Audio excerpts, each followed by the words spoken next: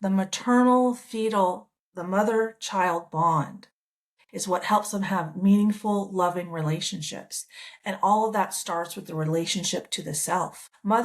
Women's nervous systems are far more robust than male nervous systems. I believe I learned that from Erica Komisar. She's incredible. And so women are physiologically designed to mirror back to the child how to regulate their emotions. The right brain, the feminine side of the brain, does the compassion, the nurturing, the self-care, the self-reflection, the creativity, the intuition. That's all inner work. And we live in a holographic universe.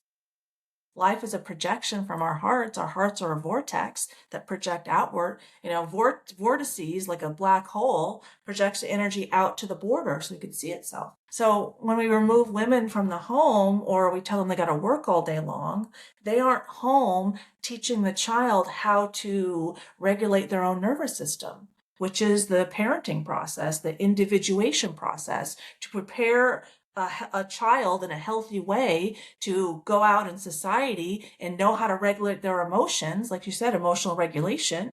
So when the mother is, working full time, or you put the child in daycare, you can see how that process is highly disrupted. We're going to get to ChatGPT in a second, where I did, ask about research. Research shows that currently between 40 and 60% of children do not have a secure attachment to self. They do not have a deep, loving relationship to their self. And since the universe is a mirror, we live in a holographic universe, projects outward. So then that comes outward, and we have all these, problems in society. Young adults out yelling and screaming don't know how to articulate. Young adults who ask for cancel culture. Don't say that, I'm triggered. Don't. It's external control, which is the lie, because our internal reality is projected externally so we can see ourselves. But let's learn more from Erica. And right now in America, it's 6 weeks.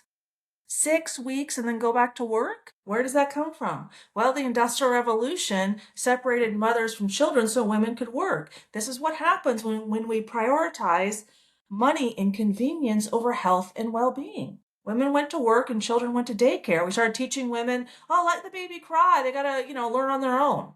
Well, that's not what the physiological process dictates. And that set us up for failure. And we're, the downstream impact of the Industrial Revolution means, kids aren't important, that the relationship's not important.